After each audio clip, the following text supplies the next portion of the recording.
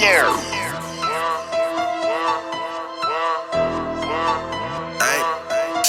hustle, new money. Same hustle, new money. Welcome to Abstract Life's The Corner, the show where we talk about rap all day, every day. That's right, so I'm your host as always, DJ Thurston. With me today we got... Boy D.Brown. That's right. Same hustle, new money in the building today. You already know what it is. So, what brings you over here to the corner? I came to the corner, you guys are my first choice. Stop and talk about the new project, New Year, Same Hustle, New Money. That's right, so D-Brown has a new project out, Same Hustle, New Money project. What's the album called? Or an EP, whatever you want to call it. Yeah, it's an EP, New Year, Same Hustle, New Money. Ooh. Yeah, just a little play on words. But we still doing the same shit, man. We ain't changing like everybody else. But the time to now.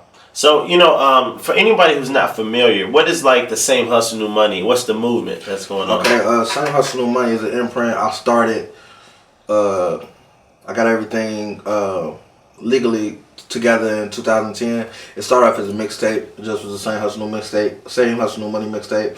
And it went on to shirts, and then just people were just loving, loving the phrase, and it got like a lot of good feedback. So I took the necessary steps to make it official. So it's a brand. We got shirts. We got, we working on other artists. We trying to get up and coming. Constantly working on my stuff, the website, the blog. We got a lot of stuff coming. So we're just trying to keep it elevated, keep it growing.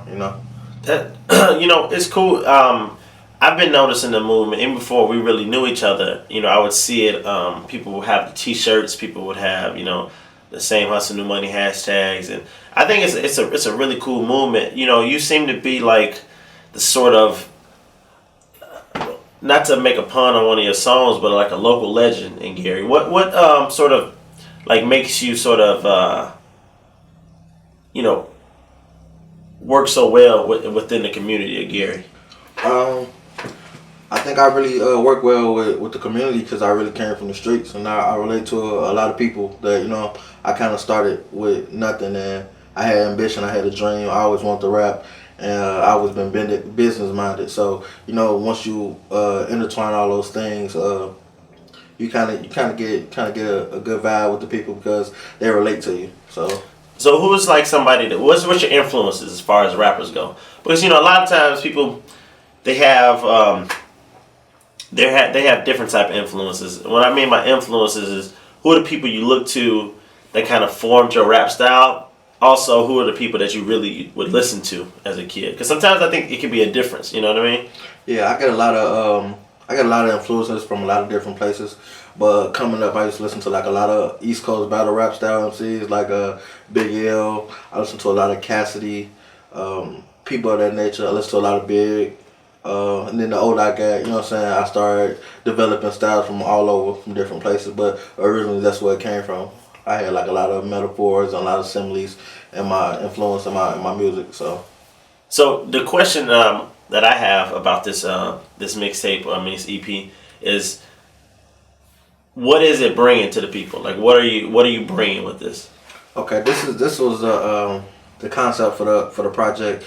I'm working on another project called Out the Mud, and I record a lot, so I got like a lot of songs. So this project is more so a lot of songs that didn't fit the vibe of the other project. The other project is more subtle. It's street, but it's like a relaxed street.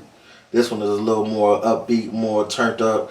Similar to Rick Ross, like the Hood Billionaire album. It's more like that, So I didn't want to disturb the vibe of the other project. So I took the songs that didn't fit and I combined them together and put this project together. So what I want to do is I want to go through some of these songs to check them out to see what's good with the song. Count it. I need my cash if I want it, then I'ma get it. No need to ask, got no break, so I ain't stopping. Foot on the gas, throwing money. So if she want it, girl, shake that out. As a youngin' man, I always watch my mama struggle. So I ain't had no choice on me, I had to hustle. Jumped up off the porch, had to become a man. And I'ma keep on grinding till I stack 100. Hey man, no, I'm about to geek out. I'm about to geek out about this song because that sounds like classic D.Brown material, but it sounds a lot more grown up. It just sounds like it has that same flavor, that same style that you expect from a song like that you would make, but it just feels just I don't know. I don't know how to explain it, but like the second I don't know if it was the second or third verse where it just changed up. It could have just kept going the same type of way, but you started distorting some stuff. You started adding some different flavors. Yeah, shout out to Jesse Black, man. That's my engineer. He be doing some crazy stuff with the record. So yeah, I know exactly what part you're talking about. Yeah, it just kind of flipped up to where you thought it might sound very similar to the last one, but then it just kind of flipped up on you. You just kind of got interested again. You're like, okay, let me hear some more of this. And you know one of the things you have a very distinctive type of way of doing choruses, and that's one of the things that and it's always a good one. And this one feels sort of in that same vein. So what do you think of what did you like 100 Grand? Yeah, 100 Grand was actually it was a very personal record. Shout out to Paris Bueller. Paris Bueller of Bandcamp, he produced that. He produced a lot of stuff for Dirk, Chief Keef and all them. A lot of people in the Chicagoland area. So shout out to Paris Bueller for the beat. The record was very personal. I put it out earlier in the year, but it was kind of rushed out, so it really didn't get heard like I wanted it to, which I kind of really didn't want it to get heard. They spent it on Power 92. Shout out to DJ K Caesar. But it was definitely a personal record.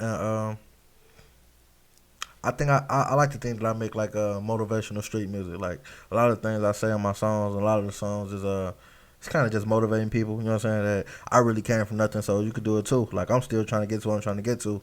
I really ain't nobody yet in my eyes. Yeah. There's a lot of stuff I want to accomplish for me and the people around me. So I'm still working, but that was definitely a personal record. All right, let's get into this next track. What's the next track called? Next track is what we rocking with next is we're gonna run with the One Mic Freestyle, which is next on the project.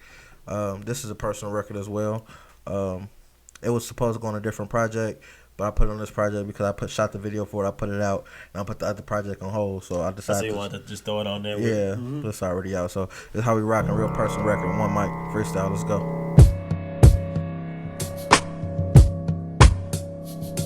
Yeah.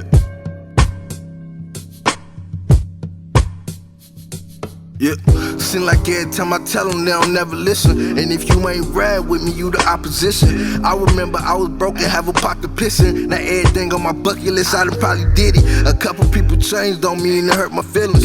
I'm just speaking from the heart, I ain't never dissing. And every time I point it out, niggas sound tripping. But anytime my niggas need me, I ain't never missing. Coming up in my city, shit was never given. Sell dope and get a job was a big decision. 25K a year, risk your life in prison. My big brother had to work and he was doing digits. Air mixtape, I dropped it like an intervention. That's why the streets waiting on it like an intermission. Treat the booth like a Martha Stewart up in the kitchen. Now that's my favorite. That's my favorite way when my favorite way that you rap is when you get to ride these sort of soulful, smooth type of beats, and you get to able to like show people flex your flow a lot. And that's one of the things I like, because there's some songs like the one 100 Grand where it's real trapped out and real has that sort of energy, but then when you get to you get to let the beat lay back and you get to flex your muscles on it. What do you like about the duality of your ability to rap? Because you can rap that sort of street stuff, but at the same time you have the lyrics to back up what you do. Yeah, I really take pride in lyricism. Like I told you, I grew up listening to like a lot of East Coast like battle rap MCs that had a lot of punchlines, a lot of metaphors. So I always appreciate the lyrics in every song. Me personally, I prefer the laid back, soulful type beats. Like the video I shot with Abstract Films a while back with the stylistic sample. I like that type of beat because you know what I'm saying. With those type of beats, I can really talk to people. I can really express what I want to express, and it can be heard, opposed to a trapped out beat. A lot of times people are only listening for the beat or for the energy or something repetitive. So I enjoy doing both, but I really love to speak to people. So do you like the idea of kind of interplaying the two, like as far as like on a project, or would you ever think about doing like just a trapped out one and then just a soulful one? I'm actually working on a few things right now. I got about about 3 different projects. Well, 2 now because this one is finally out. I got 2 other projects I'm working on. One is going to be executive produced by Boogie Tipside from Faculty Studios. It's going to be totally left field. I think it's something you'll definitely appreciate. It's something that's just going to be bars. It's going to be a lot of in-depth songs. So I don't really like to intertwine them on one project because I don't know. I just feel like it's not a good thing. Sometimes I throw a few different joints in there, so appreciate it. But like I really focus on a smooth ride through a project. It's like putting a puzzle together. Whenever you put an EP or album or a mixtape together, it's like putting together a puzzle. So when you listen to it, you want to play solid all the way through. You want the vibes to be perfect. So yeah, I feel you. Let's get into this next track. What's the next track we're running through? The next track we run into is called Solid, featuring my guy Young Dink from EC. A couple homeboys went to college. A few of my niggas moved to work. A few of my niggas be rowdy. Got a couple OGs in the pen. Most of my niggas be wildin'. Some of my niggas be coolin'. But all my niggas stay solid. Got a couple homeboys go to work. Couple homeboys went to college. A few of my niggas moved to work. A few of my niggas be rowdy. Got a couple OGs in the pen. Most of my niggas be wildin'. Some of my niggas be coolin'. But all my niggas stay solid. I ain't learning shit up in the schoolhouse. Bitch, I really was in the dose, but my uncle standing right there trying to work 4 pots. Gotta keep the smell out. They might just run. Man.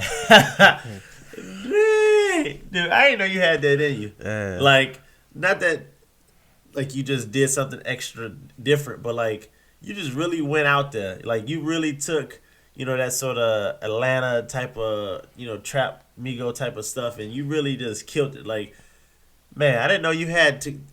And that's one of the things that's so cold about the way you rap is that you had that versatility. Like you just really went on something that you don't even do like normally. Mm-hmm. And you just went in there and killed it. And that feature, what's his name again? Young Dink. Shout out to Young Dink from FOE. Man, coming out of EC, my boy is hard, man. Hey, normally when people put other people on their features, sometimes I really like that feature to me be the weakest part, but he really went in on it. Like I was expecting something to just be like, oh man, he's just gonna put one of his boys on, but man, that dude really killed it. This is my my whole take on features. Like I really feel like he spazzed on that. And when I first heard the beat, when the producer, shout out to Ill Music, when he sent me the beat, I just knew. When I heard the beat, I'm just like, this record got Dink name all over it. So I sent it. At first, I didn't know if I want to keep it for myself or did I want to show love and throw him on it, because the hook came to me so easy. I'm like, this record gonna be crazy. But I'm like, you know what? I'm gonna show love. I put him on it, and he did his thing. I feel like anytime you let somebody feature on your song, they should definitely show you up. You know what I'm saying? Yeah. Or come with it. You know what I'm saying? I'd rather somebody else go harder than me on my song, because I don't want nobody listening to my music. But okay, I fuck with D.Brown verse, and then after that, it's like I want to cut it off. So you know what I'm saying? If I reach out for a feature, definitely because I'm a fan of your music, and I know what I feel like you can do on the record, so you can add to it. So not only that, but his voice is so grimy against the beat. It kind of contrasts really smoothly for what you're doing. Like your voice is has this sort of tone to it, and then he just gets a little grimier. Mm-hmm. Like your voice is already grimy, but then he just get a little more gutter with it. Mm-hmm. And that's one of the things I like about that song. That song was really cold. Like, it has that sort of, if you want to just get ignorant with it, you can. And, man. It's relatable too, man. I feel like, you know what I'm saying, if you grew up in the streets, everybody got versatility of, you know what I'm saying, people you grew up with. I got people that went to college, I got people that go to work, I got people that's in the streets. Yeah. You know what I'm saying? I got all type of people, but you know what I'm saying, the consistent thing about all my friends is they all 100. They all solid. They all gonna be them no matter when you see them, where you see them. They gonna be them. They don't act different from nobody else. So, that record was it was symbolic about me and my life. Like, I got friends that's locked up right now, that's doing, you know what I'm saying, 5-6 years, but they gonna be them regardless. They ain't gonna switch up. So, everybody can relate, man. You got different friends. And if you're like the person that went to college, you can relate to it too, because it's like, I'm from the streets, but I'm still trying to do this. I'm trying to do something different. Mm-hmm. So everybody sort of can, like you said, everybody can relate to it, and it's a cool song. I know dudes that's in college. I know dudes that go to work every day, 9 to 5. That's more solid than all these cats that's in the street and on the internet claiming you know what I'm saying, what they claiming to be. So it ain't really about what you out here doing. It's about, you know what I'm saying, how honest you are about, you know what I'm saying, everything you doing and how you living your life, and just being true to yourself. One of the things that's really cool is how like most people when they start off trying to rap, this is the lane that they go for. They sort of like only know how to rap just like this. You know, only they see, you know, the Futures and the Chief Keefs of the world, and you know they just figure that's the only way to rap. So they don't learn how to, you know, like you said, be a lyricist. You know, they don't learn how to put words together. You know, but you do it a different way. You go from I'm gonna be lyrical, and then I'm gonna spread out and try this fun, stupid stuff. You know what it was too.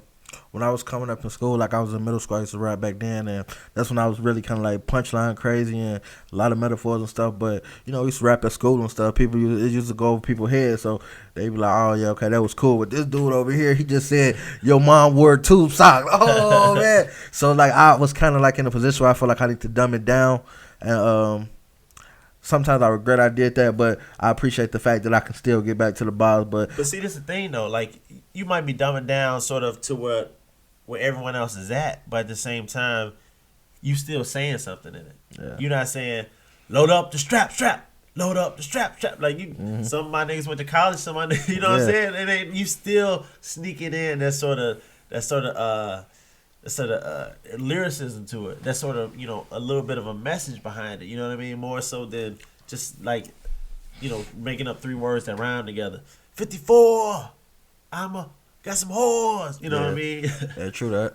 So Bruce Lord, like, you know what I'm saying, and that's what's really cool about it, because it has that flow, but it doesn't have the same little simple meaning of like, I got a 24. Richard Sherman, you know what I'm saying? You take the number of a pistol and you add it to, like, you know, an NFL player. You know, that sort of simple rhyme scheme. You know what I mean? So what's this next track we're about to get into?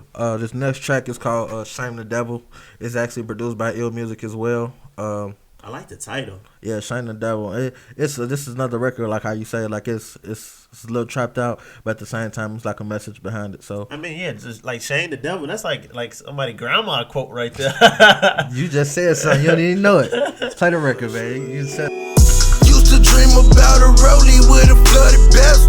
Remember winters with no coat, I only had a sweater. I swear I've been trying hard to keep this shit together. Grandma always told me, tell the truth and shame the devil. Used to dream about a rollie with a flooded vest. Remember winters with no coat, I only had a sweater. I swear I've been trying hard to keep this shit together. Grandma always told me, tell the truth and shame the devil. I've been on the block, I've been on the block. Glizzy 4-5 with that 30, talking hella shots. I don't give a fuck if these niggas like me or not. That was a cool song. You know, I like that it sort of is in that same vein that you were talking about, but it's kind of like a little darker, that little piano, and then like you said, the "Shame the Devil." My grandma. Yeah, like as soon as you said that, I'm just like, you don't even know you done said something. That was part of the song. It's, you know, that's how you know, like, I make relatable music, because the fact that I called it "Shame the Devil," and you like, that sounds like somebody grandma said. You know what I'm saying? 'Cause I'm pretty sure I'm not the only person who grandma told them, like, you know what I'm saying, tell the truth, shame the devil. Yep, and the title right there, it just shows how dark it's gonna be, and like it just feels like real dark, and then it comes in, and you just hear that little. It almost reminds me of like Hail Mary almost, the Tupac song. It kind of puts me in that place. Like that's a song I would listen to like in the dark, in the rain, right before I commit suicide or something. No, it's like look, and I'm like, yeah, go ahead, jump off the roof. That's crazy, but yeah, it was definitely a dope record. Ill Music produced that one as well, and it's dark, it's relatable. I talk about a lot of real stuff in us, so you know, once you actually listen to the lyrics, you can really, you know what I'm saying, you can understand you might be going through some of the same things that might have been through some of these things that I speak on in the record. So, but yeah, that's cool how relatable you make it. Because like you said, you know, just saying "Shame the Devil," people gonna automatically sort of, you know, connect those sort of dots. But what's it like record? Like, how do you come up with stuff like this? Like, how do you hear a beat? The process of, you know, the start to finish process of making music for you. Okay, for a while it took me a long time to be able to develop nice, catchy hooks. Like I could always write verses. I've been writing verses since I was young, like 11, 12. So it took me a while to be able to develop catchy hooks. But once I did find my niche with developing catchy hooks, I started intertwining it with stuff with substance. Like, so, okay, it's catchy, but at the same time, it got some type of meaning to it. So, you know what I'm saying? You're going to understand a little bit more about whatever the song is by once you repeat the hook a couple times. But the studio process, man, I get a lot of beats in there. I write a lot at home.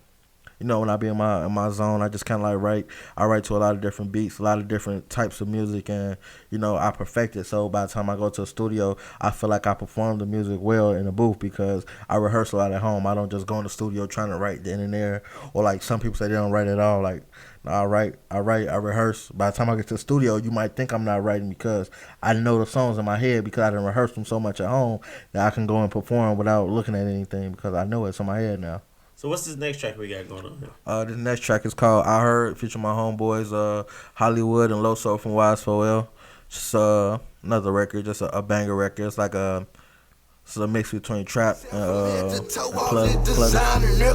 Was in the streets before I rap, need I remind you niggas. I heard niggas looking for me, I ain't had nigga. How you can't find me when my face on all these flyers, nigga?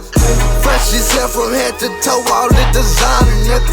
Was in the streets before I rap, need I remind you niggas. I heard niggas looking for me, I ain't had nigga. How you can't find me when my face on all these flyers, nigga? Yeah. All is Louis, all is Fendi, Guinness, all authentic. Check her back and cop a phone, whipping eyes tinted. 20 grand in rubber bands, I make it stretch like fitness. Ask about me, man, love so known to handle business.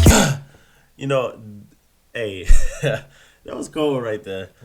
Face on what is it? How's the line go? What I say? I heard niggas looking for me, I ain't had nigga. How you can't find me with my face on all these flies? That was cool. What was it like working with them? Were you there in the studio with both of them, or did you like send it to them, or how'd it go? Nah, we record a lot. Like we got a lot of records like that's in the tuck. Like we be in the studio all the time. Sometimes we just record songs and like months later we go back to them like, oh man, we feel all about you. So we got a lot of stuff cooking up. They got a lot of dope shit on their plate right now too.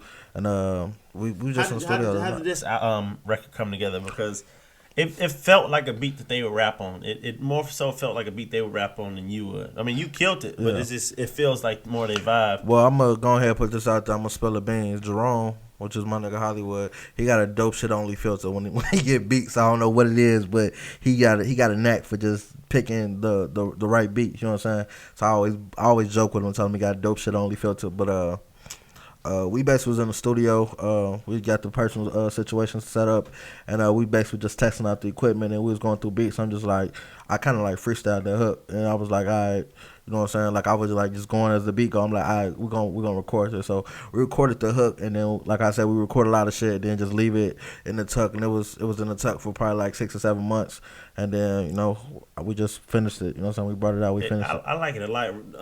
My favorite part on that is when you finish a hook and that dude Loso, he just come in and just stab you in the back with a knife. Cause he just so smooth. And he come in so cool. Just smooth like, ass Loso, man. He just come, yeah, he's smooth, man. That's my guy, man. He real laid back, real cool, calm and collected. So his style is definitely is different from me and Hollywood's, cause mine's like kind of like turns up like Jeezy. Hollywood's kind of like he like a mix of like a club, you know what I'm saying? Got that club aspect, then Loso just smooth. So it's like we hit you from 3 different angles. That's why we work good a lot, and there ain't really no competition because we all we got something different to bring to the table. So we don't really compete with each other. Of course, when we get on record, we all we all want to go hard, you know what I'm saying? Which is the fun and competition of the record. So that's what it's all about. But you know what I'm saying? We all bring something different to the table, so it's something to appreciate. So we got this last song. What's this last song called?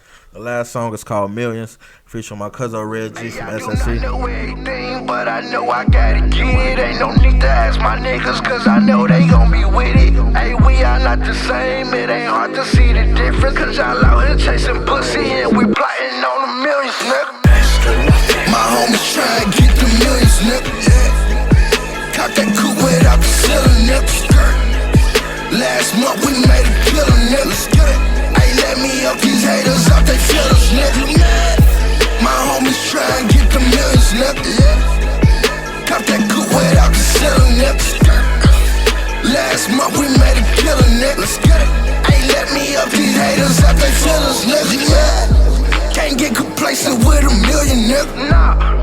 That mean my dreams ain't got no ceilings, nigga. Nah. These local rappers. You had some really good flows on that song. I really like a lot of stuff you were saying, a lot of your bars. You really came with it. It seemed like you focused more on the bars than the chorus in that one. It seemed like you banged out the chorus and then you just went in.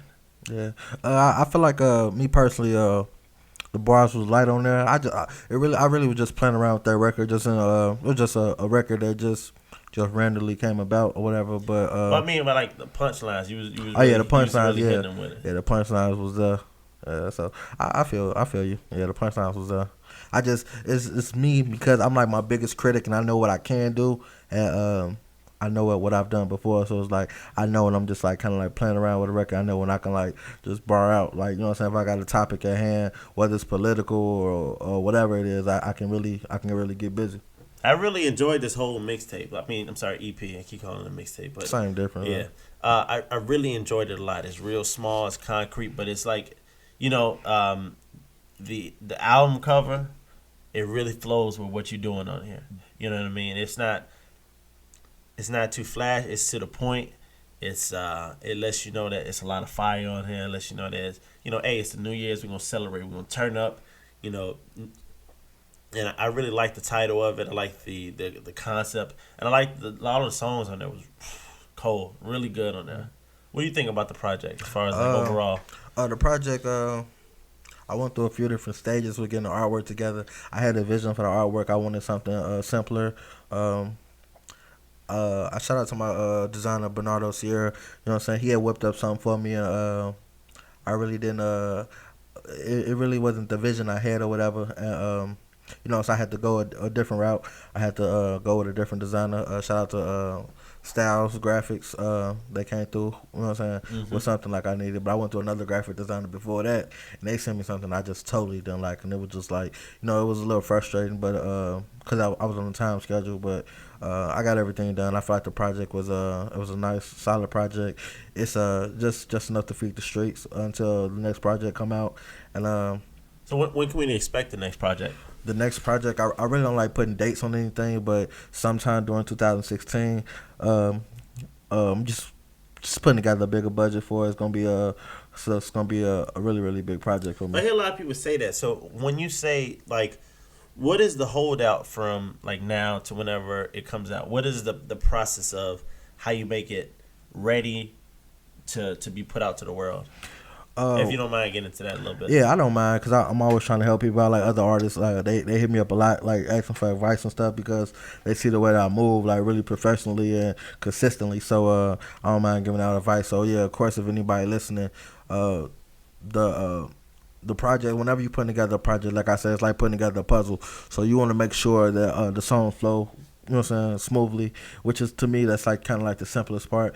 But when I say the budget, trying to get the budget together, you want to map out like different dope things to do to kind of push your project to the next level. Of course, you want to have your marketing intact, your promotions intact, your physical promotion, your online promotion.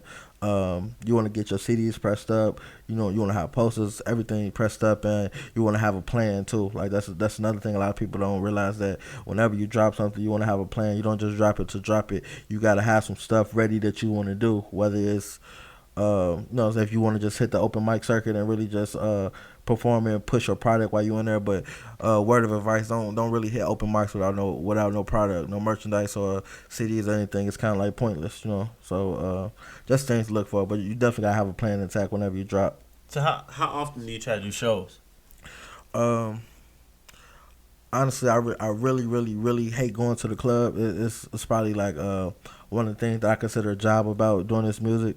But is it not fun for you to be on stage and people hear your music? Yeah, I love being on stage, but like just the whole club aspect and doing the shows is cool. I love doing shows, but it got to be a right situation. The whole nightlife scene has been kind of watered down with a lot of people paying to perform and stuff like that. So it kind of like takes away from the art of actually being there because you deserve to be there. You out here making plays with your music. You building something up. You making noise with your music, and you are sought after, or you know what I'm saying. You are worthy of being on that stage opening for people. But nowadays, you could just kind of like pay to get up there to perform. Some people pay like $200 or $300 to get up there and perform for 8 minutes, and that kind of like lost me a little bit. So if the situation is right, then yeah, I do a show.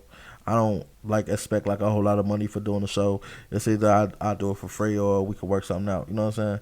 But you know what I'm saying. If I'm coming, I'm gonna have people there to see. So how do you get people who aren't familiar with your music when you perform a show? What do you like? What's the song that you play first to sort of get them, in tune to what you are or what you're about? Well, honestly, whenever you get to whatever venue, sometimes people already have in mind what they want to play or perform. I used to do that, but once I get to a venue and I just kind of like read the crowd's reaction, I pay attention the whole night from what the crowd's reacting to from the DJ, and I kind of like I base my lineup on the crowds what they vibing to. So if I see they've been turned to like a lot of ratchet crunk turned up music, then I'm gonna start off with probably the intro off my last mixtape, which is it's really turned. Like from soon as the beat drop, it's just spazzing. So I like to start them off with that. So what you do in a situation where people really aren't feeling it? Like not because you're not good or you are good, but because it just you're not who they came to see. You ain't what they for. Yeah, that happens a lot. Mostly because one, like I say, the market for the nightlife for local artists has been oversaturated because so many people that just pay to get up there and they suck. So their music sound terrible and everything, like the quality and everything. So people get tired of hearing that shit, so they don't want to hear that shit. So you just gotta keep on going with the punches, man. I'd be lying if I told you that I've never performed nowhere and the crowd was a little empty or they wasn't really feeling me. And sometimes you get discouraged or whatever, but you just gotta, just perform. Like I heard somebody say, no matter whether it's 10 people in the crowd feeling you or 1,000 people in the crowd feeling you gotta perform the same. Get those 10 people the same energy you'll give 1,000 people. So sometimes it happens. Like people not gonna feel. They're not gonna feel you. Sometimes they've been there waiting for a long time, and they want to see who they want to see. So I just go with the punches. Well, I appreciate you for coming over here, man. Man, the album is good. I really enjoy it. I think everybody out there, y'all really gonna really enjoy this one. Like it's solid, it's punchy. You know what I mean? You can definitely listen to it while you riding out. I'm gonna have it in rotation for a while. Like that's one thing about D.Brown. Like his music will really resonate with you. Like if you never heard any of his past mixtapes, that go check him out on SoundCloud. Like he got some good hits. You got some bangers on there, man. I appreciate you coming through. Appreciate you, man. Appreciate y'all always showing me love, man. You always show me love every time I drop anything. So go get that New Year Saint Hustle New Money. It's dropping January 1st, 2016. January 1st, baby. Yeah, you already know what time it is. January 1st, 2016. It will be on that Piff. It will be on SoundCloud, and I might throw it on Hot New Hip Hop too. So just get in tune with it, man. Some good music. Check it out. Join the movement. Yeah, join the movement too. And if you want to check out any old music, any old videos, or you want to buy some merchandise, or check out the blogs, www.samehustlenewmoney.com is the website. You can find a link down at the bottom. You can find a link below. And if you ever just confused about what it is, just Google Same Hustle New Money. I promise you, if you type in Same Hustle New Money, it will come up. Google will finish it out for you. Yeah, we working, man. We working. So, shout out to Google, man. The search engine's been going up, and the traffic to the website has been great. So, and when I leave here, I got a couple shirt deliveries to make. I got to go to the post office, too. Got to ship a shirt to Cali. So, you know what I'm saying? We working, man. Get your shirts, baby. It's Abstract Life, The Corner, and we done. Let's get it.